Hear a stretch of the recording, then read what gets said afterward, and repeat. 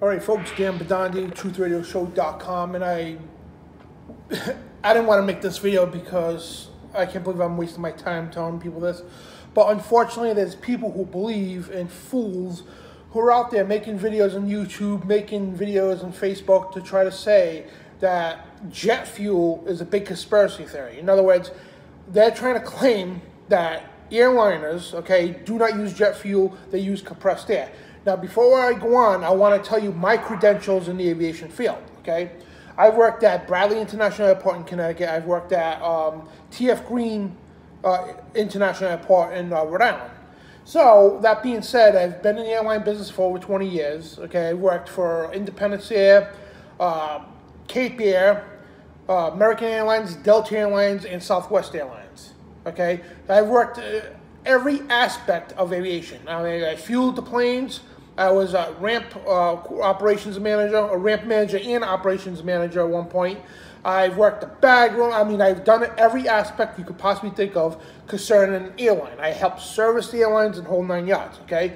So I also have a private pilot's license and a degree in aviation, okay? I took fire training at the airport. I've been a wing walker, which is one of the people who guide the planes. And that being said, this is my story of how I'm an expert in this field here. So, that being said, now again, there's claims out there, people trying to say, okay, if I can remember all the claims, I'm going to debunk them right now, trying to say that airliners, and I can't believe I have to do this, but unfortunately there's morons who believe in people like this. So, it makes me laugh, it really does. All right, first of all, when I was a fueler, okay, when I fueled planes, okay, fueled a Jet A gas, Jet A fuel, it's like diesel. It goes into the larger aircraft, like the Airbuses and all that stuff, the 747s and whatnot, the big jets. The small biplanes, whatever, we use 100 low-lay, which is regular gas, but it's like a blue tint to the gas. So we use fuel on these aircraft. Now, and also being in a flight school, we wish to God that the planes ran on fuel, I mean, on air. Trust me. You know how much millions of dollars the airlines would save a year? How much hundreds of thousands of dollars flight schools would save a year? We wish to God that was true. And here's the thing, and they're trying to say, first of all, the wings are not big enough and thick enough to insert fuel. Well, first of all, this shows you right now, right there, that they have never touched an aircraft in their life. And, you know, they probably went into an aircraft, you know, went on a flight, but they've never, ever been on the outside of an aircraft to even look at an aircraft. And before I even go any further, I just want to tell people, so if you don't want to listen on, that's fine. I want to tell people who believe in this stuff, okay, that the planes are run off compressed air. All right, go get a job at your local airport as a ramp agent. Okay, ramp agent, you do a lot of stuff. You load the planes, and some airlines, depending on what's going on, that you fuel the planes instead of the fueling company. And I'm going to answer some of these questions and some of these conspiracy theories about the aircraft, okay? And I'm the biggest person in the truth movement. Everybody should know that, okay? So I'm not here paid off by the fuel companies or whatever the case. Ridiculous. But here's the situation, okay? The fuel, okay, they say the wings are not big enough. The wings are thick, okay? You could fit, in the airliners, you could actually fit you and me, almost 300 pounds, I could fit inside that wing if there was a hole to get in there. Okay, there's cavities in the wings that hold the fuel. All right, and when I fueled the plane, I could physically see the fuel going into the plane. And the other thing, when I was a ramp agent, when I first got into the airport business, I was a wing walk. In other words, I was a guy with the cones at the wingtip to give direction, and also to let the guy in front that's pushing the plane back to let them know if it's okay to go due to traffic, ground traffic on the ground. So one day, the seal bursted on the wing. Hundreds of gallons of Jet A fuel splashed all over the tarmac. I got a bath in jet fuel. I had to sit in a special hazards truck for well over an hour, okay, in this so-called compressed air. They closed the whole terminal down, the whole area down, because of the possibility of it catching on fire, which is very hard to ignite jet fuel, absolutely. But the whole area was quarantined and shut down.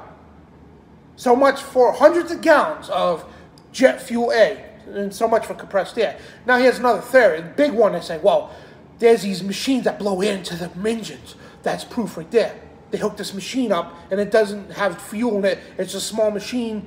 Well, it's a big machine, really, but either way, they hook it up into the engine. That's very true. They do blow air into sometimes, not all the time, sometimes, and this is called an ear stop, okay? So before you get all on your high horse, oh, that's proof right there, that's proof. No, it's not proof. All right, there's things in the engines called turbines, okay? When a pilot initiates, so you got the person in front of the plane, he's called wingmaster. So basically, he initiates like this, that engine 1, engine 2. This signifies that the turbine's turning. Now, if they can't get a turbine to turn, they need to jump start it.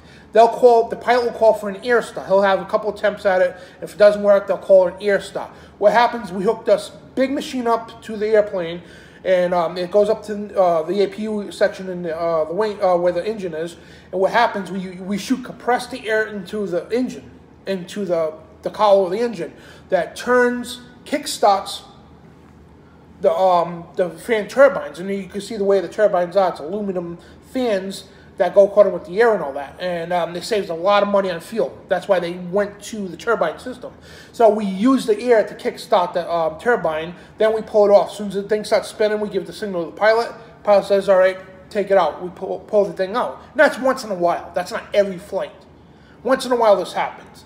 And once in a while, they'll put another machine up so people could, this is everything that goes on in the aircraft.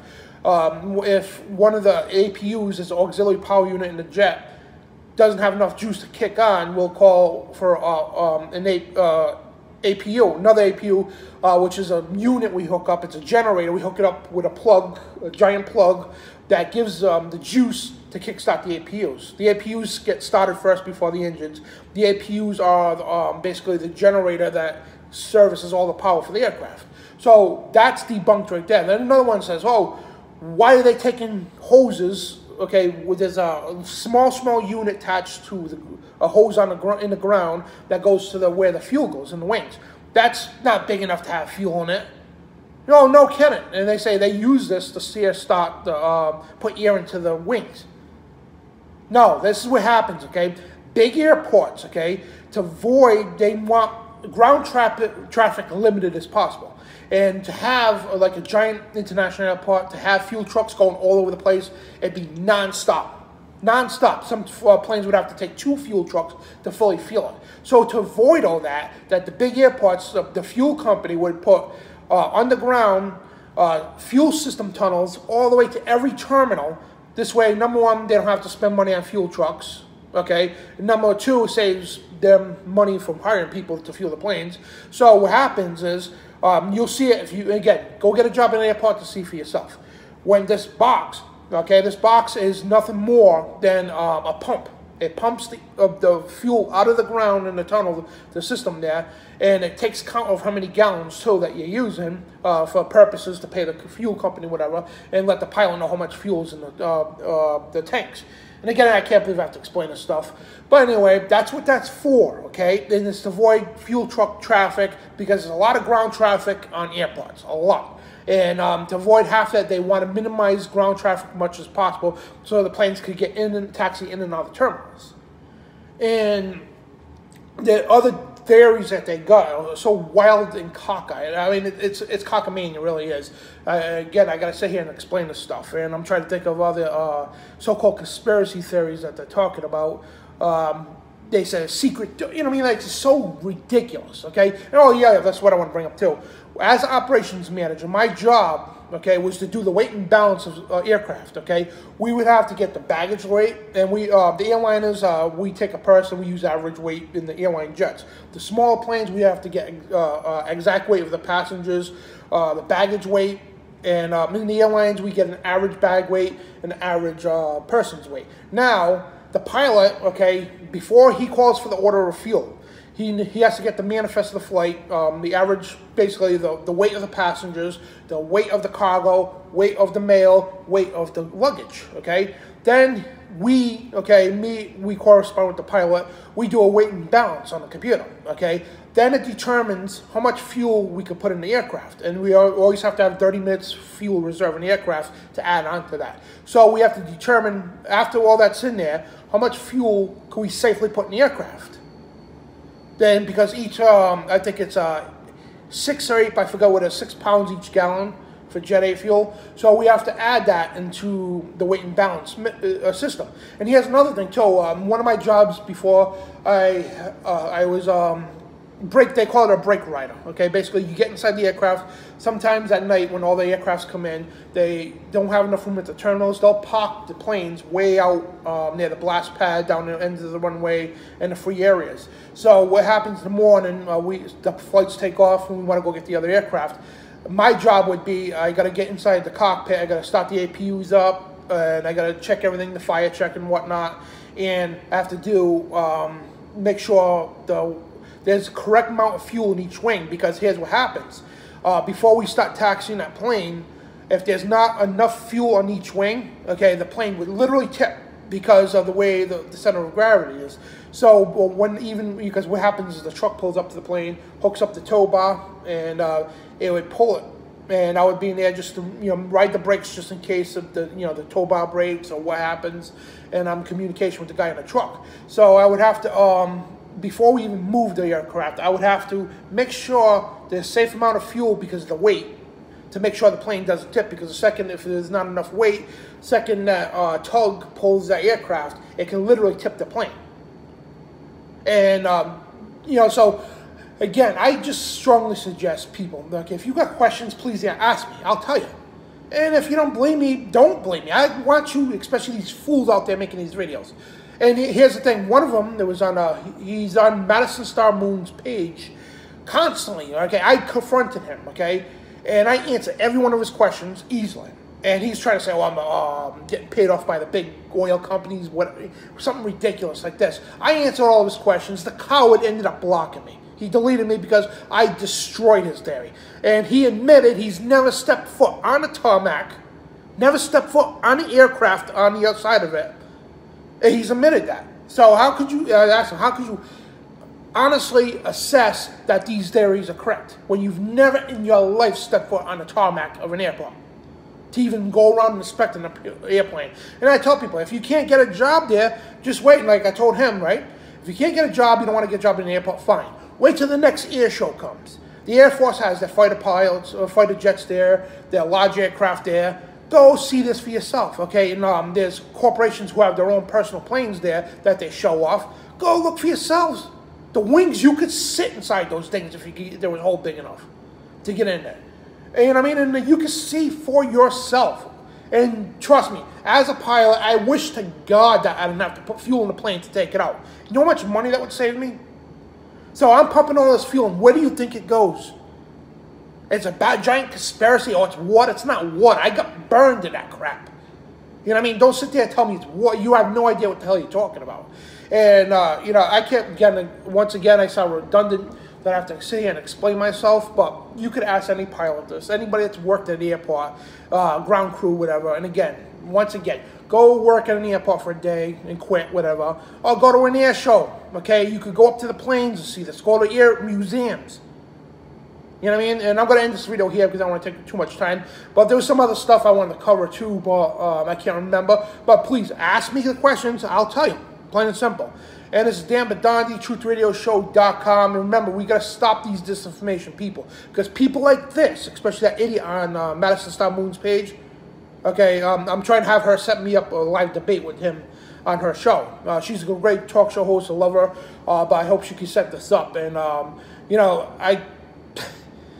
I can't, I really can't, because these people are complete idiots, okay? Not Madison Star Moon, the person with these dumb theories, okay? And they're making YouTube videos out of this, okay? There's a little power, I'm sorry. Anyway, these people need to be shut up because they make the truth movement look bad, okay? These are the true ones with the tinfoil hats, okay? And they make us in the truth movement look bad. They really do. And these are called disinformation agents. You know what I mean? And it's a bitter pill for people to swallow with the truth, let alone some idiot like this to try to claim that jet fuel is not used. They just use compressed air. We all wish to God as pilots, we wish that it was all compressed air. Trust me. Oh, man. You know how much money I would save? How much flight time I would have? You know, it's ridiculous. It really is. Anyway, and there's also been times also, well, before you go, I want to throw this out there too. Okay, emergency landings, right? Where you get when you have a plane loaded. Okay, the plane takes off, something happens. Okay, now as a plane being heavy like that, there's been plenty of times when because they put enough fuel to get to your destination with the 30-minute reserve, so the plane's heavy. Okay, and the airport it takes off from, sometimes it's too heavy for it to land, because landing needs it's a lot different from taking off. Sometimes it's too heavy for it to land, so what they'll do is they'll do a quick circle and the fuel dump. They'll literally dump the fuel, and you can see hundreds of gallons plowing out of the damn wings. You think that's air? Okay, you know what I mean? You see hundreds, if not 1,000 gallons flushing out of those wings just to get enough weight down so they can safely land at the airport. Or if they have to go direct to another airport that's a small runway, they definitely need to drop some weight, so they dump fuel. I mean, I don't know how many times people's houses got doused in jet fuel. This is, I mean, you can look this up in the local media all over the country. You know, there's been plenty of incidents like this, or a seal busted like what happened to me in midair, dumping hundreds of gallons, whatever, onto cars and all kinds of people's property and everything else. This is all the time. So how could that be compressed air? What is this, out of somebody's imagination?